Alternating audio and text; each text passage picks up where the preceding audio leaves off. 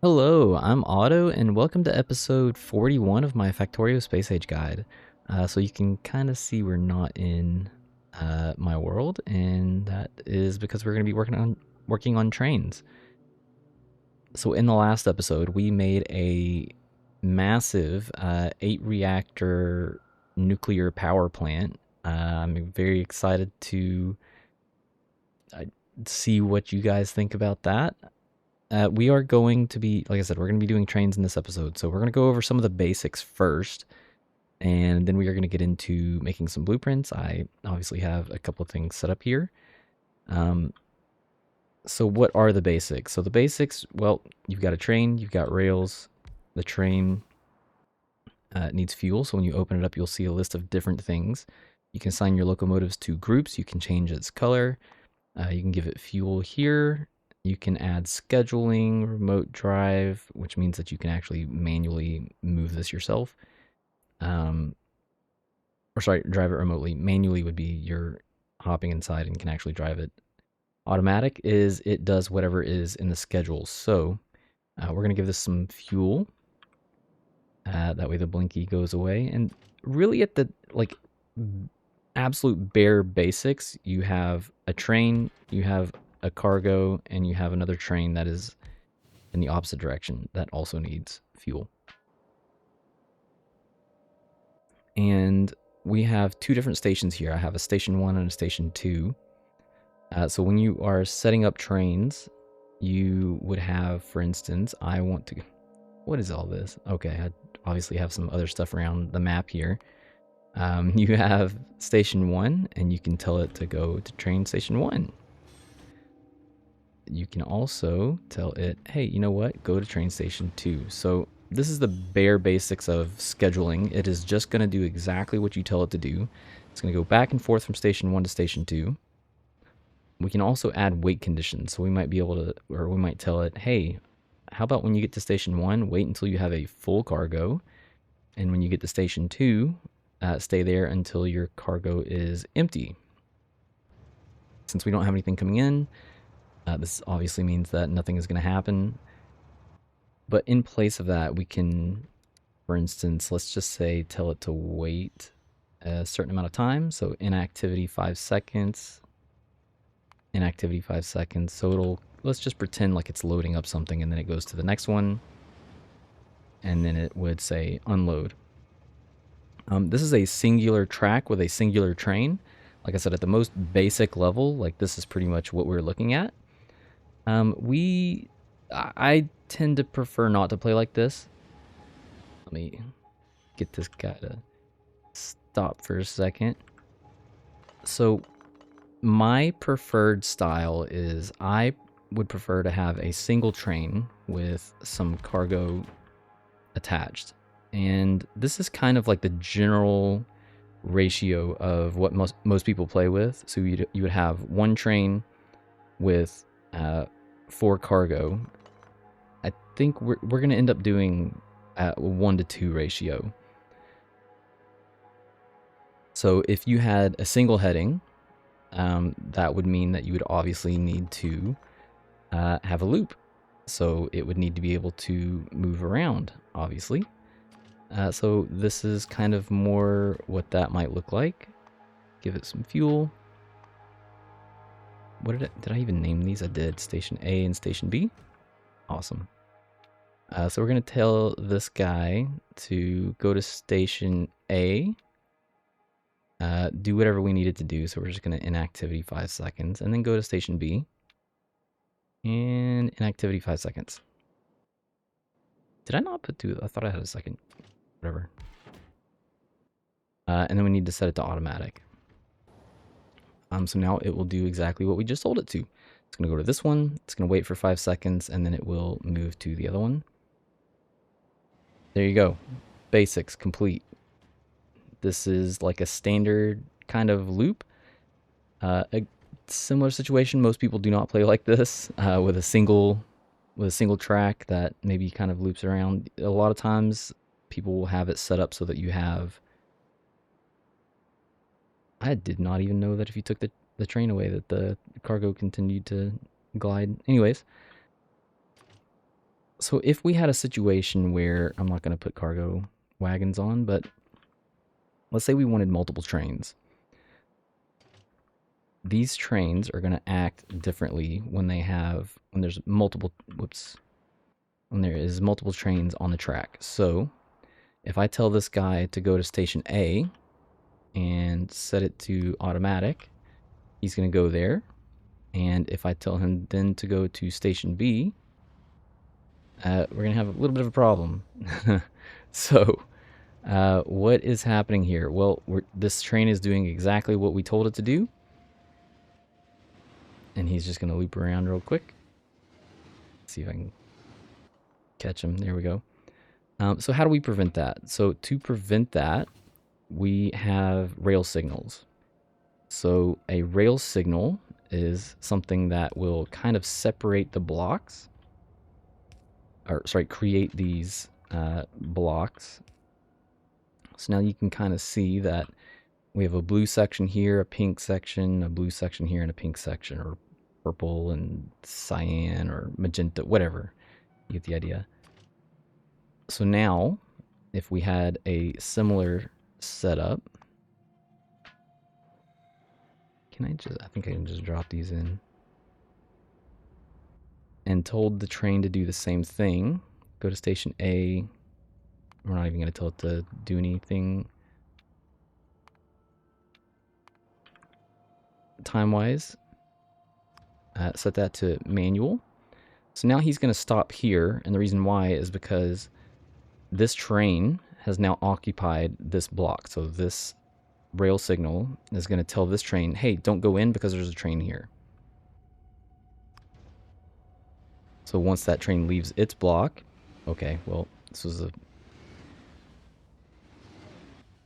Let me, no, stop, abort. Let's give one of them a wait condition. So now you will have a similar situation.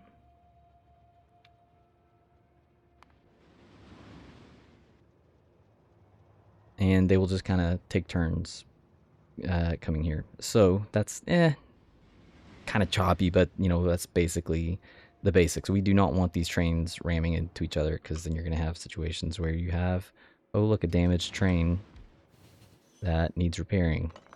Anyways, so a lot of times, instead of having like a loop like this or a single heading or a single rail, people will have kind of like a two lane. So you have, you know, like if you're in a country with a right-hand drive, you would have, for instance, trains can only go in this direction this way and only go in this direction this way. And then throughout, you know, various intersections and loops and, you know, crossovers, you would have these different signals. So what are the different signals? Well, we've seen the rail signal. So this signal just basically says if there is anything blocking the next area, tell the train to stop. And then we also have this other one, which is a rail chain signal. I will frequently call this the rail signal and the chain signal. The chain signal, what it does is it looks ahead and says, okay, well, if there is anything ahead, then it can let the train know. So for instance, if we were to put this here, this would block this because the path after is also blocked. But if it was, for instance, up here, it would be clear because the train would be allowed to then go to this rail signal. And these, you know, chain together. So if we had multiples down the line, you can see if the train is here, all three of these are red. So the next incoming train would stop at this one here. And if it was here, same situation. But if it was here, then it would indicate to the train that you're allowed to go to the next rail signal.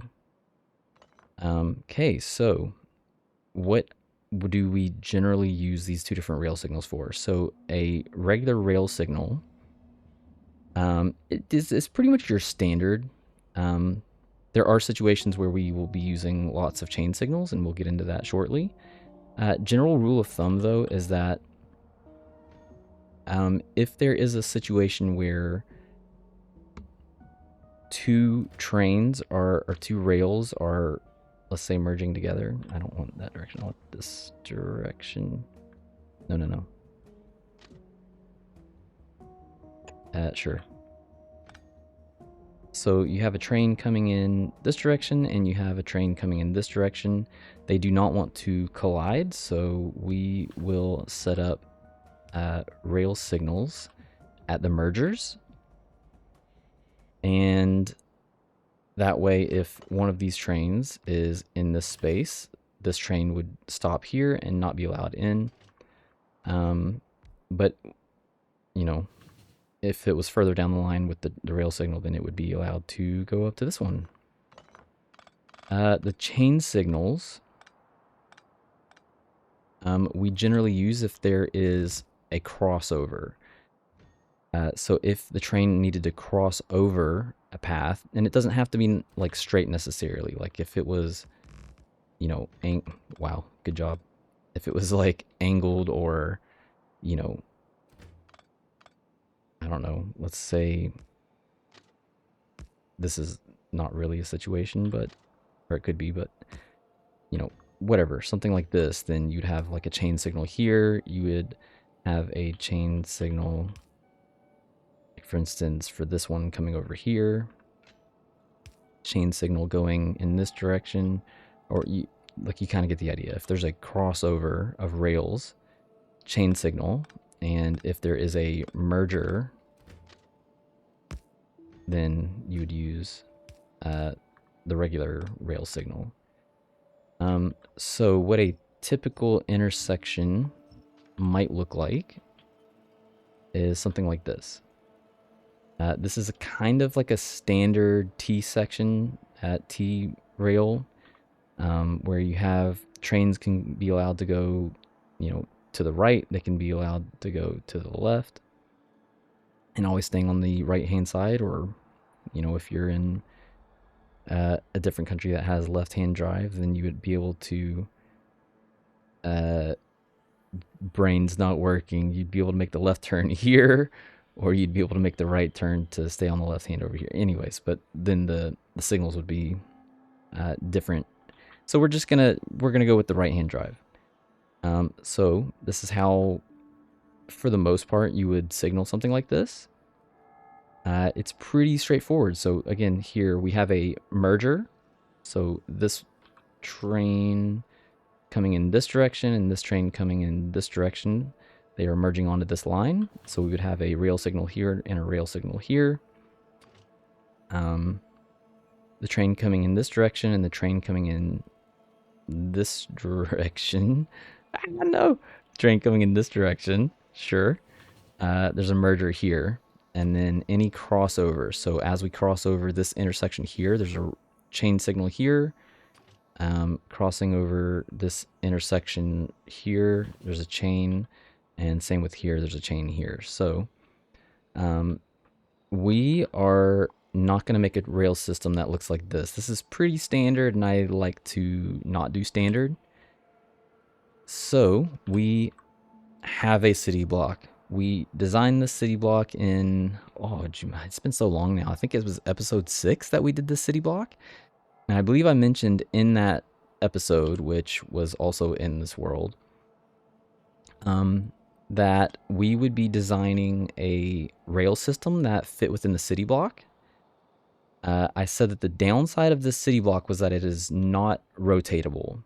So because of that, what I've done is I've taken our kind of standard city block, and I've gone ahead and rotated it to make sure that any potential direction, because we're always going to be leaving our power towers to the south, I've set it up like this so that when we build our rails, it will be detached from the city block, but still snap to grid. So the city block stays the same, but the rails rotate. And we will just build this as if the city block was rotating, and we are going to kind of like build in a standard way the train rails. I have connected them. I did remove a lot of the power poles, and I did go through and connect all these just to kind of make sure that, we don't have any, you know, blinking lights or whatever. Okay, good job. No! Okay, these things don't like me, obviously. I shouldn't have fiddled with it. What are you connected to?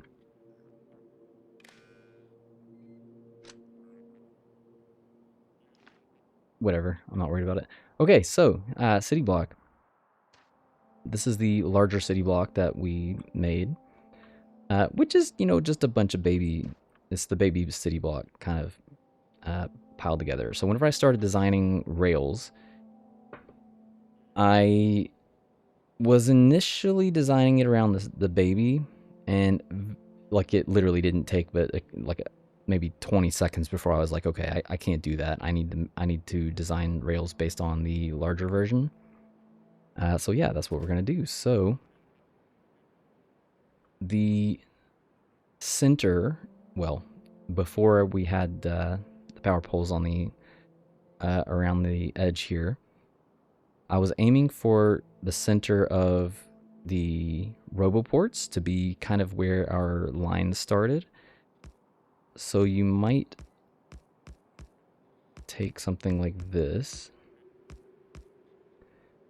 and you can just start to remove, like, let's say 4 at a time, remove 4 there, and you can kind of work through and see, why did this not line up right? Wait.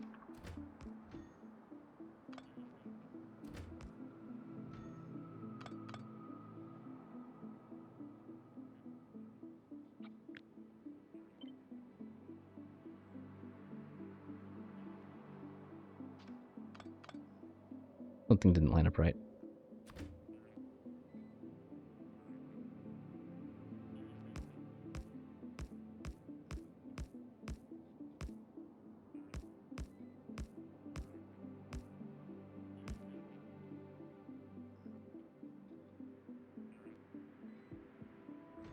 Okay, did that?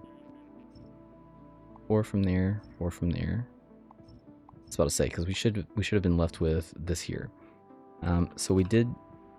So that kind of is our middle. Our middle is like in between these two, but we're going to be spacing them 2 apart. So, or sorry, I guess 4 segments, and then removing the 2 in the middle.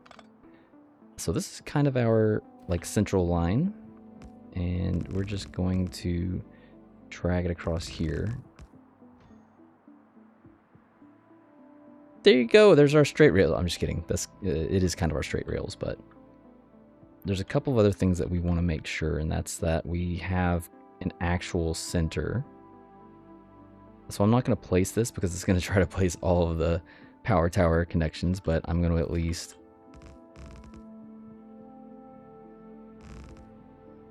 line it up this way. And I also promised that we would be doing stuff with elevated rails, so this is all going to be kind of part of that. And since we are going to okay, so if you saw my last guide, you know that one of the things that I generally like to do whenever I'm building train blueprints is I want to have train blueprints be as stampable as possible. So do I still have, where did my old train blueprints go? Actually, let me just take this book.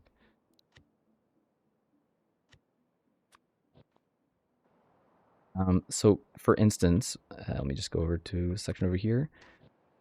We made some roundabouts that, this was the last blueprint that we had.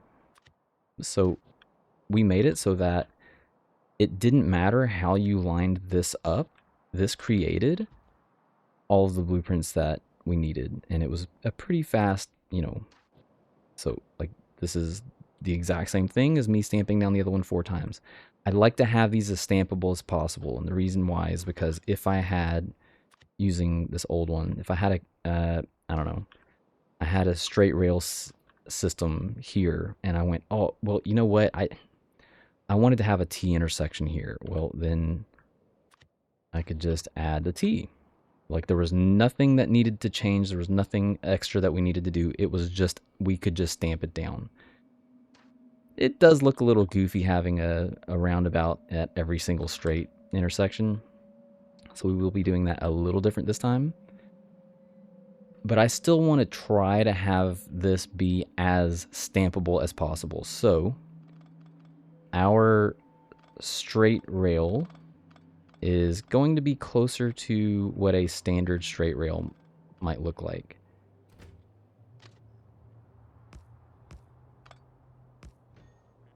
So we're just going to take this, we're going to copy it, and there's our straight rail.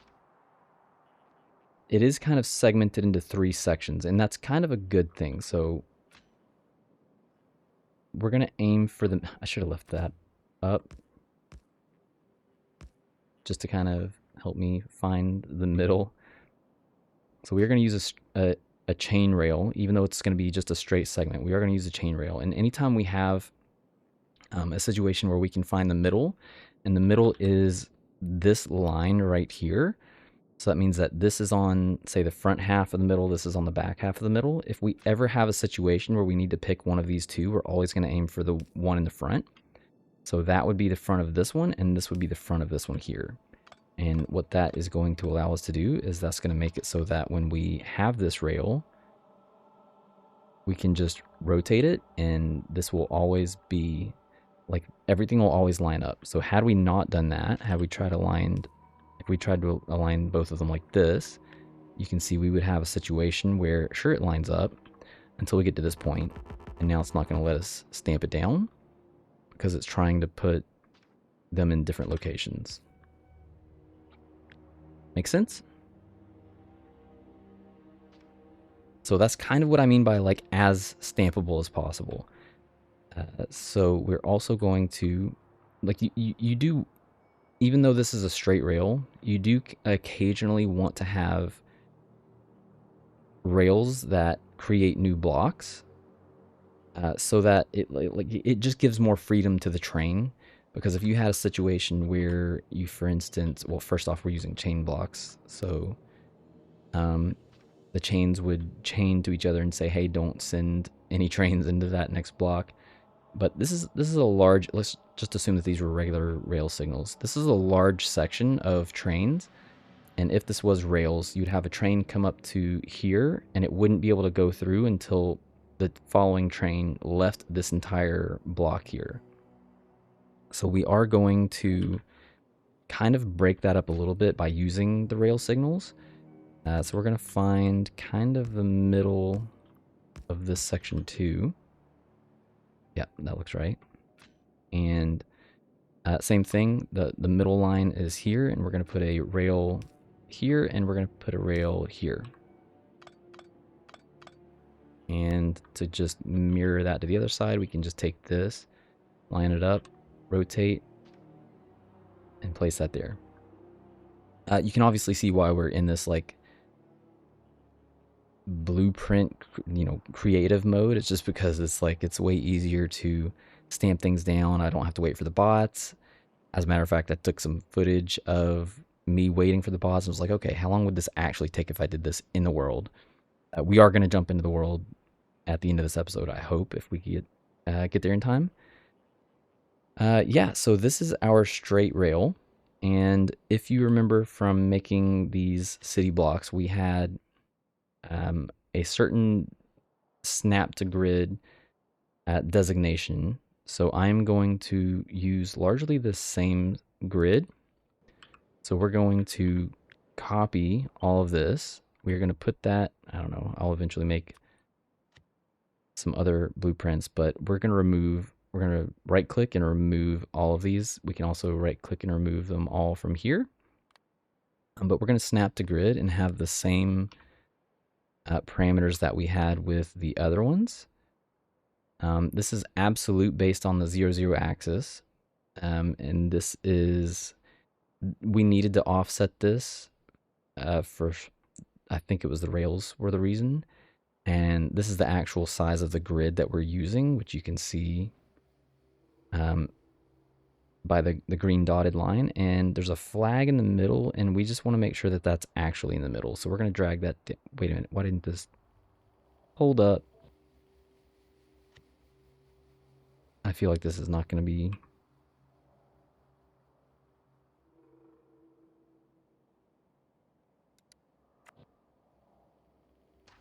you know what? And if it doesn't work, okay, well, there you go. I guess it works. And then we can always test it out. We're in...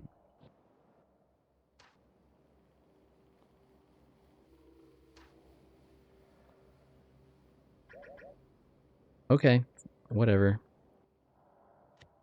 Making me look like I don't know what I'm talking about. I'm just kidding. Okay, so that is going to be our straight rail. So we're just going to call this straight rail. This is the first time I've actually made train blueprints without being in its own city block. So, whatever. And then we're going to save. We'll give these different icons and stuff too, but for now I just need it to be named.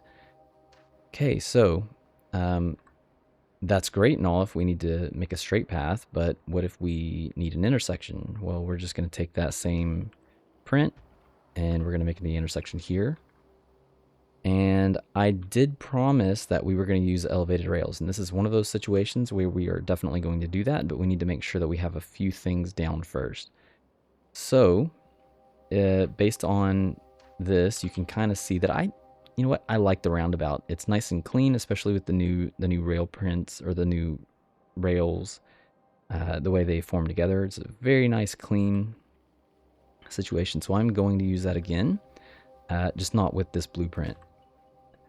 But we want to make sure that we can allow trains to at least make a right-hand turn on the ground. And if you remember, I think in my episode 0, I forget where I went over it, but I went over some of the keybinds, and this is where this is going to be really helpful. So you can see how this is it's following my arrow,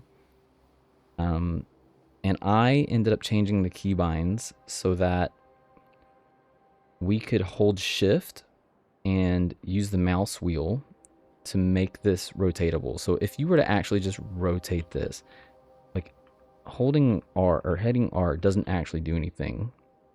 But if I hold shift, I can actually aim this in a direction, and you can see that this arrow stays in the direction that I set it at, and that is extremely helpful for us, because that means that we can just take the arrow, line it up in the direction that we want to go, and just move it back until it does exactly what we want. So if we're looking at this like all squiggly line, once we get to the section that it now looks clean, that's the cleanest that we can have. We can also take this and just copy it and rotate until things line up. And that is basically our intersection. Now you might be screaming, oh, well, it can't make a left-hand turn. And that is what our elevated rails are going to be for.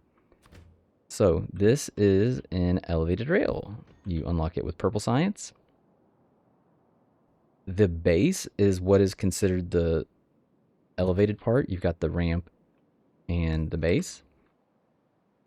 They're very expensive to make, but thankfully just normal rails are what connect them. So we do not have to have like an elevated rail for this entire top section as an example. So what are we going to do with this? We're going to have this kind of at the, we'll just call this the quote unquote top. We're going to take our rail and we are going to hold shift, aim to the left, and just wrap that right back around. There you go. That is our elevated roundabout. We are also going to need to signal this. Now, whenever it comes to roundabouts, you do not want any trains coming into this section unless it is able to pass all the way through. So we're only going to be using chain signals going into this roundabout and leaving this roundabout, because we don't want any part of the train potentially stopping within this roundabout. It needs to, once it starts going in, it needs to be able to go all the way through. So we're gonna aim for these little sections here. Always aim for the forward position, and we are going to put chain signals there. And that is basically, that is our little roundabout, and it fits nice and snug right in there. We're not going to stamp this down yet because there's a couple of other things that we need to do. We obviously need to give trains access to be able to get up to it. So if this is our kind of, I guess, template, we're going to use this and kind of recreate the template. Oh, right, it snapped a grid. Okay, wait a minute. So we can do what we need to this one without having to worry about messing up this one. So we're going to save this one as our like final, this is the, this is the blueprint we're using. So whatever we need to do to get the rails up here, we can fiddle around with this one. We can remove sections. It doesn't really matter. We're not going to, hurt anything. So there's a couple of different ways we could go about handling this. You could put the ramp on the ground, but if you had a situation where you were trying to like do it like this, you would quickly find out that this is not going to work. Like the rails do not like trying to get onto this section within the confines of our city blocks. So if I were to move this forward or move it to the side or however, it's probably just easier to start from the elevated sections. So we are going to, again, hold our shift and we're going to drag it through until it's facing to the left, our shift. So we're going to pull it back until it kind of matches right there with, once you see that blue section, that's kind of what we're aiming for because we want a nice clean intersection. And you can also hit G to change the elevation. I believe that is what we are looking for.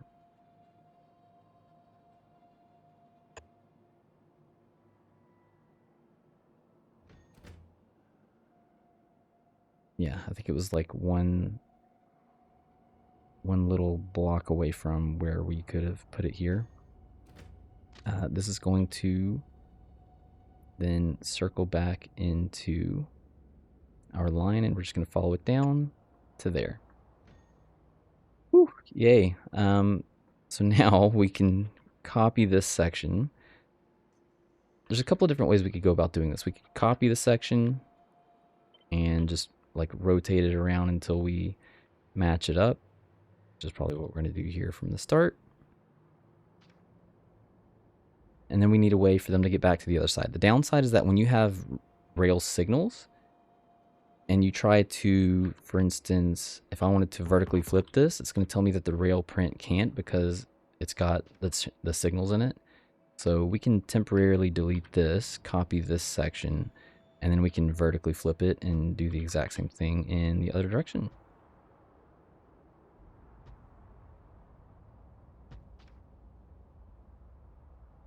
And add that signal back there. And that is our intersection. We will have more signaling to do at the top sections because if you look here,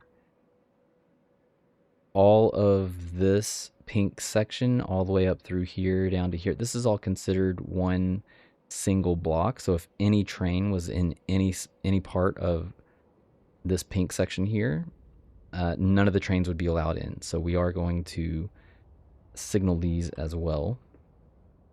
We could, for instance, put a signal here that would block out the merging. Do the same for the rest of these. What did I just put that? One forward here.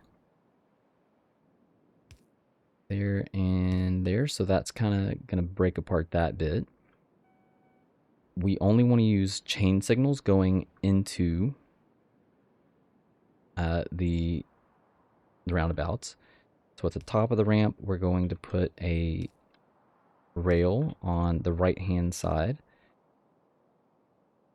Since we don't want, so if we were to put a signal here, for instance, it would also need to be a chain signal, because if a train were to stop here, it would be blocking a lot of this roundabout section. So when we're leaving these sections, we're also going to put a chain signal. Okay, and I believe that looks way better. Obviously, there's some signaling that will need to be done in this section as well, but let's do that now, actually. So this is a merger, so I like to try to make sure that these can line up a little bit, so we're going to do it like that. And all these will be kind of the same.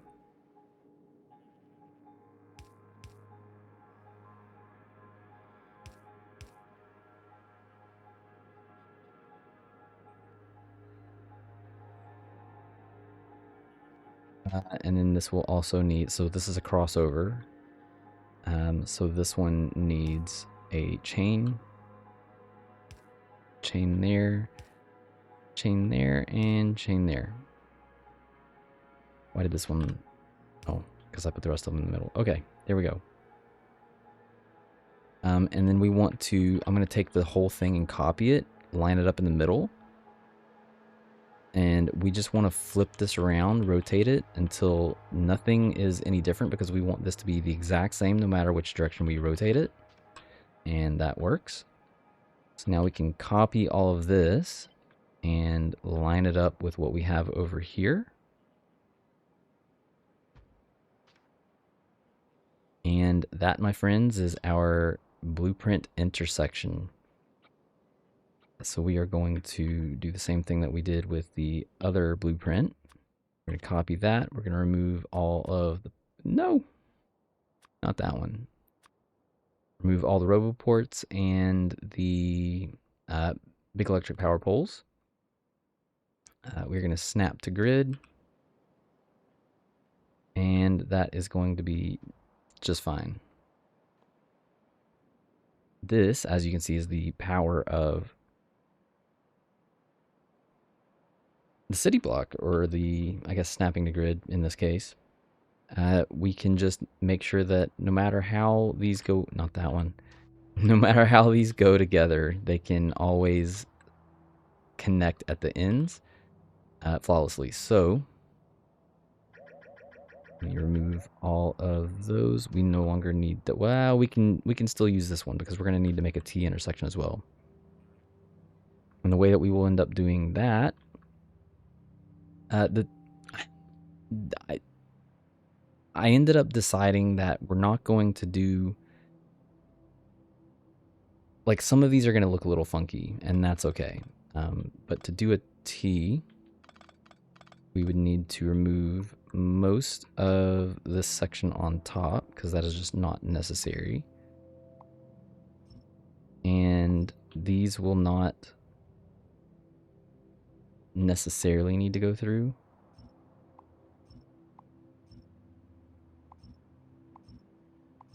No. So some of these will look a little goofy, and that is perfectly fine.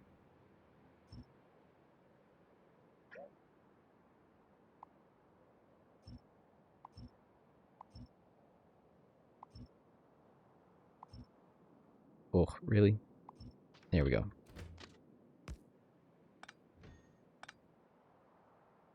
So our T would look more like this. So, oh, no, okay, I take that back. We did need that straight rail.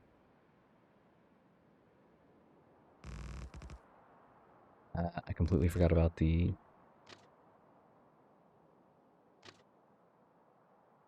right-hand turns. So, we're just going to take this and do the same thing that we did before, point it in that direction.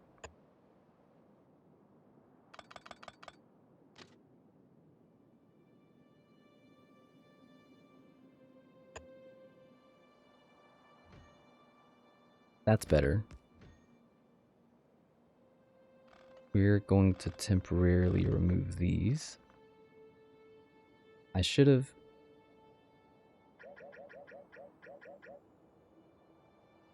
Right. I have obviously not done that much testing on some of these.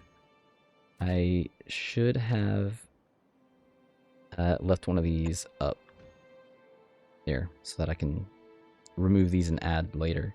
Okay, anyways, these need to be signaled. So if a train was coming through here and going right, it would take this bottom path. If it needed to loop around, it would go around the roundabout and come back. If it needed to...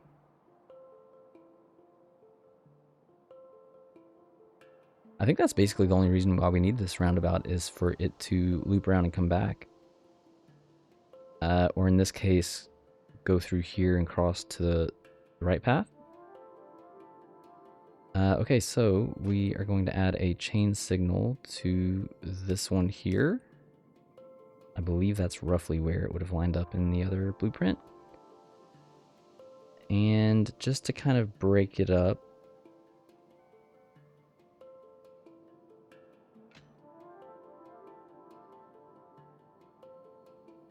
where did I put that one? It's right here. Oh, there it is. Sure.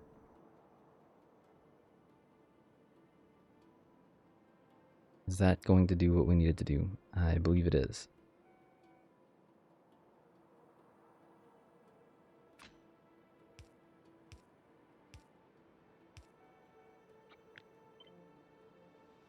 Okay, and then we can put this right back where it was. I guess we have to reconnect these, that's fine.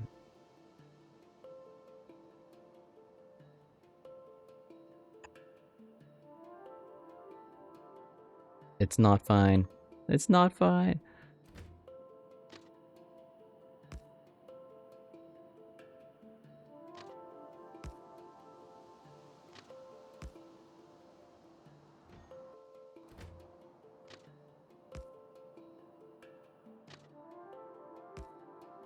Okay, well that's a little bit easier than I thought it would be. Did I catch them all? I believe so. Okay, so let's grab a chain signal and make sure that we are kind of signaled properly. It looks like for the most part we are. I've got multiple city blocks in the area. Sorry, not city blocks. Multiple train blocks. This one could have probably been broken up a little bit more, but this, you know what, I'm fine with this. Oh no, this one needed an intersection here. I tell you what, I'm going to copy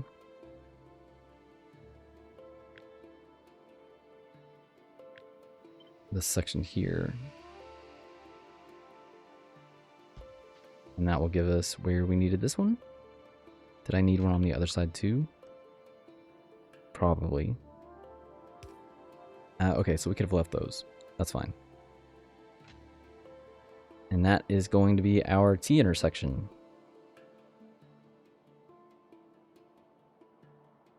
Yes, okay, looks good to me. Funny little city, or wow, I keep wanting to say city block. Funny little block here, but that's okay because this is needed for the merger here. I guess the chain rails aren't necessary. We probably could just remove those.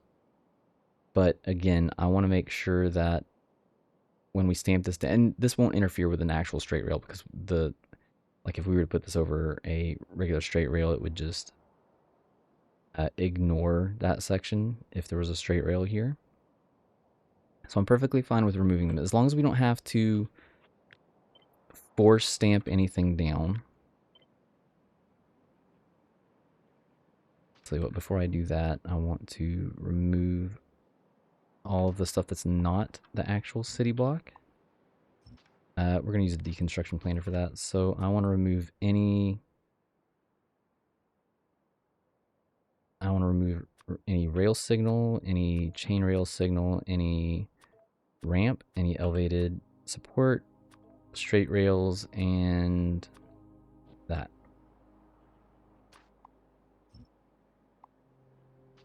There. Okay, so we can take this and drop it in here.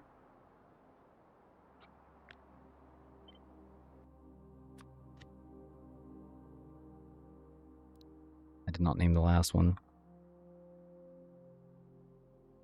Remove those and the robo ports. Snap to grid.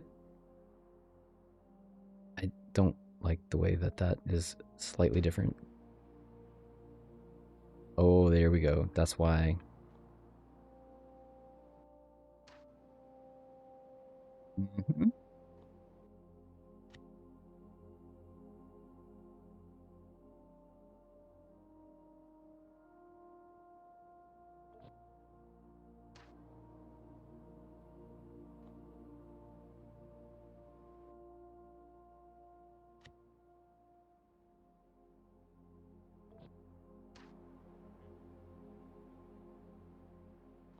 There, that's better. Okay, so I need to do the same thing with this one. 96 and 96.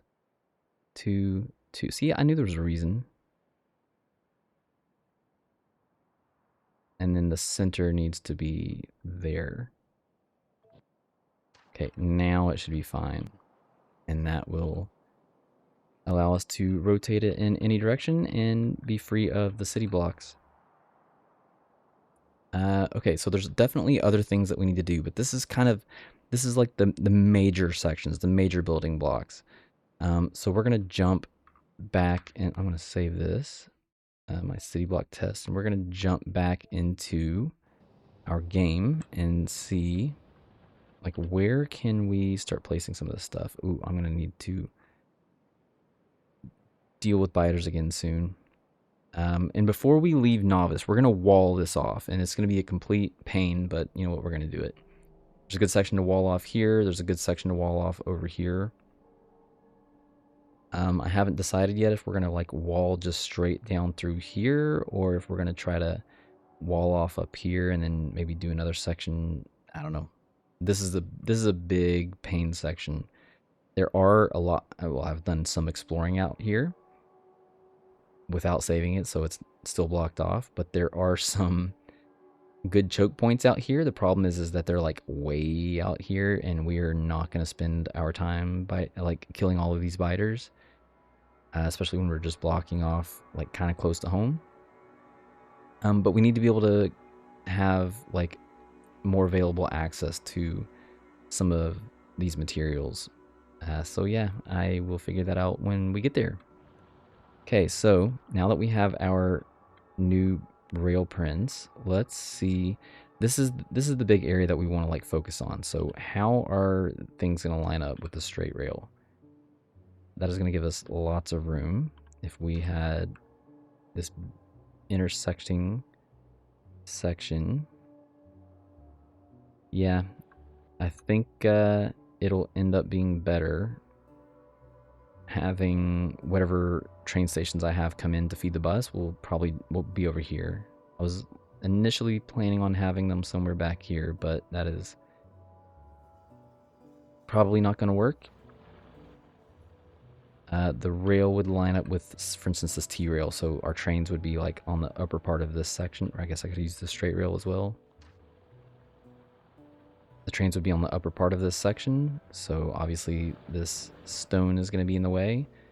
This would probably be fine, but it's pretty far back, and whatever. I'll figure out a way to see if we can use this be our line. Let's just go ahead and stamp that down.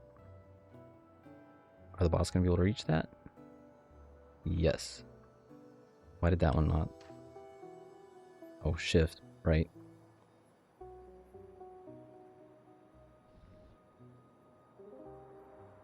Here they come. All these bots, they're heading to go start placing our rails. Ah!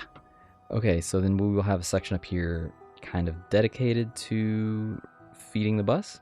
Don't know what that's going to look like yet, but we will eventually figure it out. And then we can have, I don't know, like a T-rail over here. Like I said, I'm not going to do, or maybe I didn't say, but we're not going to do a corner piece. We're just going to rely on our T-rail and intersection. So if there was, for instance, a section where we needed to make just a single turn, we're just going to use the T-rail like you know, you never know when you're going to extend past. And yeah, that'll be that. So other things that we can check with this rail is like, where are pain points going to be? So you can see that this is potentially going to be a pain point. So we can't have the rail come through here with all of this oil. And so we would need to have it either come back through here in this direction, or it would have to block off some of the stuff over here. But we have more stuff to build, so this is probably going to be a decent spot. And then up on this side, we could probably make this one work. I'm not willing to commit just yet. We're not stamping anything down. And I don't have side over there. Okay, so 51 minutes.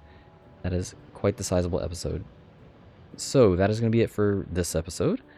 In the next episode, before we do anything else with trains, we're going to make yellow science. So we're going to finish it off. It's not going to take long. We will finish off our yellow science build. We will get some more yellow science. Hey, I was looking for that earlier. Aha, go me. So we're going to continue on with a few different things. We're going to make our yellow science. We're going to continue on with some research. We definitely want some of the military stuff. That's going to help us both on the ground, and it's going to help us in space as we travel. We definitely want these bot upgrades. Like, a lot of this stuff is going to be very helpful for us. The portable fission reactor, bot capacity, a little bit more research speed. We need a lot of this stuff before we take off to Volcanus.